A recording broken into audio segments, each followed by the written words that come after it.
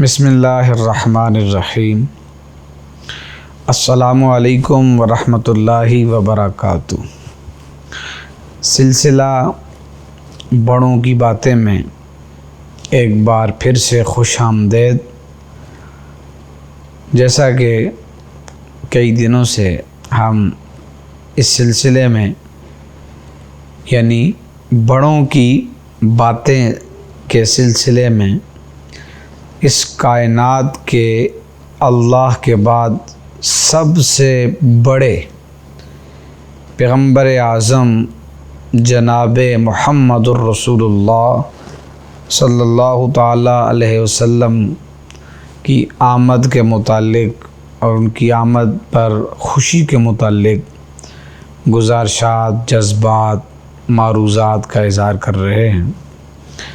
آج بھی اسی سلسلے کی کڑی ہے۔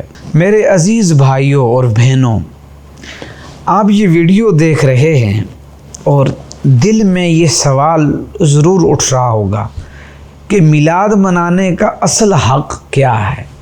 کیا صرف چراغاں؟ کیا صرف جلوس؟ کیا صرف نعتیں؟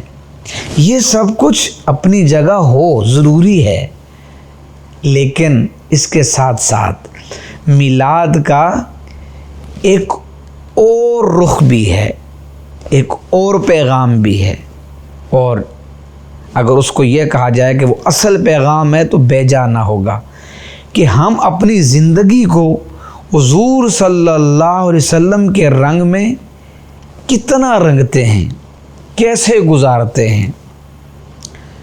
یاد رکھیے گا کہ داڑھی حضور کی سنت ہے۔ اگر آپ کی داڑھی نہیں ہے تو سوچیں، کیا یہ میلاد کا تحفہ نہیں ہو سکتا کہ آج آپ داڑھی رکھ لیں، آپ کا چہرہ سنت رسول صلی اللہ علیہ وسلم سے جگمگا اٹھے؟ یہی آپ کی میلاد کی پہچان ہوگی۔ اگر آپ کاروبار کرتے ہیں تو میلاد کی خوشبو یہ ہے کہ آپ کا کاروبار مستفوی ہو، کوئی دھوکہ نہیں، کوئی جھوٹ، کسی کا حق دبانا نہیں۔